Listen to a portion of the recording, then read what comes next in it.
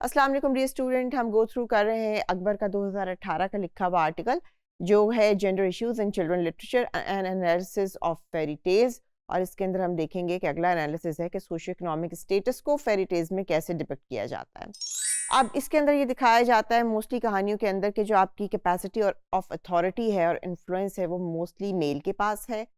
चाहे जो आपकी जो उसमें फीमेल कैरेक्टर हैं वो प्रिंसेस ही क्यों ना हो, क्वींस ही क्यों ना हो, मेन अथॉरिटी और मेन पावर वो नहीं रखती।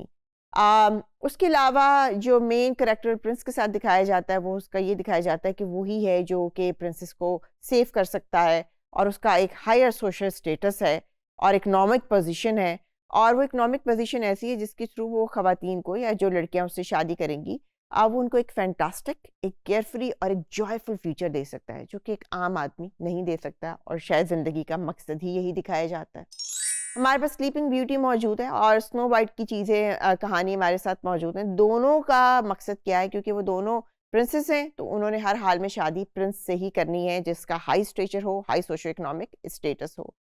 जबकि हम एक और स्टोरी देखते हैं जो है रुपेंजल स्टिल्स्किन की, जो कि एक मिलर की बेटी है और वो एक गरीब लड़की है। उसको कंडीशनल क्वीन बनाया जाता है। उस कंडीशन में क्या चीज़ हमारे सामने आती है, उसके अंदर एक मिथ है कि जब वो बादशाह के साथ किसी कमरे में एंटर होगी वहाँ पे जो चीज़ें पड़ी हुई हैं वो सोने में बदल जाएंगी। तो जब वो बदल गई तो अनाउंस कर दिया गया और उससे पूछा भी नहीं गया कि तुम क्वीन बनना चाहती हो या नहीं बनना चाहती। तो उसको जो सोशो इकोनॉमिक स्टेटस दिया गया है वही उसकी बुनियादी तौर पर रिवॉर्ड है, चाहे वो उसे लेना चाहे या ना लेना चाहे। तो रिवॉर्ड को दिखाया जाता है कि जितना आपके पास पैसा, दौलत और अमीर शख्स से शादी हो जाएगी या जितना आपका इकोनॉमिक स्टेटस एलिवेट हो जाएगा, that is the biggest reward. रोपेंजल के बारे में दिखाया जाता है कि जनाब उसकी बहुत ही खूबसूरत आवाज़ है और वो उस आवाज़ की वजह से प्रिंस को अपनी तरफ अट्रैक्ट करती है और उसके माँ बाप से जुदा करके एक विच ने उसे एक टावर में बंद किया हुआ है और वहाँ उसके पास कोई काम नहीं है, इसलिए फारिग टाइम पे गाने गाती है। और जैसे ही प्रिंस उसके सामने आता है वो उसे देखते साथ ही कहता है कि क्या तुम मुझसे शादी करोगी, और रोपेंसल फ़ौरन मान जाती है और एक आम लड़की से उसका सोशल स्टेटस हायर हो जाता है क्योंकि वो एक अमीर शख्स के साथ अपने रिलेशनशिप के बारे में सोचती है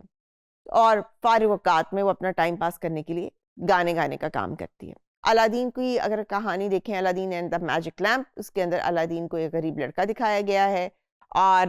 जब अलादीन जो है वो पैलेस तक पहुंचता है और किंग को पता चलता है कि वो उसकी बेटी के साथ शादी करना चाहता है, जो शादी एक बहुत ही कॉमन थीम है तमाम फेरी टेल्स का। आपकी ज़िंदगी का बहुत बड़ा मकसद दिखाया जाता है कि वो शादी करके हैप्पी एंडिंग पे एलिवेट होना और बहुत हाई स्टेटस पे जाना है। तो अलादीन को एक शर्त रखी जाती है। उसका बाप कहता है कि पहले मेरे लिए ये लिस्ट ऑफ एक्सपेंसिव गिफ्ट्स लेकर आओ, उसके बाद मैं देखूंगा कि तुम्हारी शादी करनी है या नहीं करनी।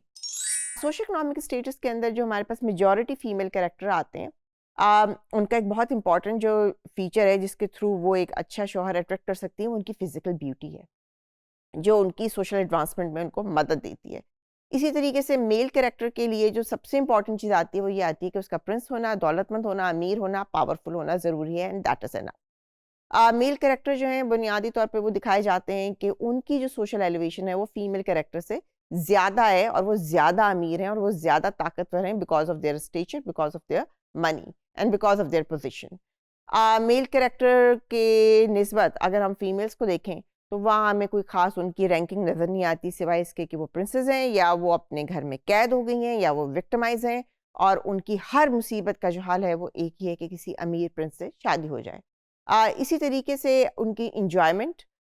जो है वो भी बुनियादी तौर पर डिपेंड करती है कि वो मर्द कितना अमीर है और वो उन्हें कितने अच्छे और महंगे कपड़े लेके दे सकता है। ये इनडायरेक्टली कन्वे होता है और स्टोरी के एंड में जो हीरोइन की ड्रेसिंग और चीज़ें बताई जाती हैं वो भी हमें यही कन्वे करती हैं। फेरी टेल के अंदर सोशली जो एक्सेप्टेबल स्टैंडर्ड हैं वो किसी भी कल्चर या सोसाइटी से डिफरेंट दिखाए जाते हैं, वो वैसे नहीं होते जो हमारे आम माशरे में हमें नज़र आने चाहिए या एक आम इंसानों के माशरे में रीज़नेबल जो एक्सपेक्टेशंस होती हैं वो नहीं होती।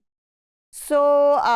इन अ वे और अनदर फेरी टेल्स के अंदर हमें नज़र आता है कि मेल का कैरेक्टर क्या है, फीमेल का कैरेक्टर क्या है और इनमें सोशो इकोनॉमिक स्टेटस किस तरीके से इंटरप्ले करता है और फीमेल के लिए कितना इंपॉर्टेंट है कोई इस किस्म का डोमिनेटिंग और रिच इंसान ढूंढना जिसके थ्रू उनका स्टेचर हाई हो जाए।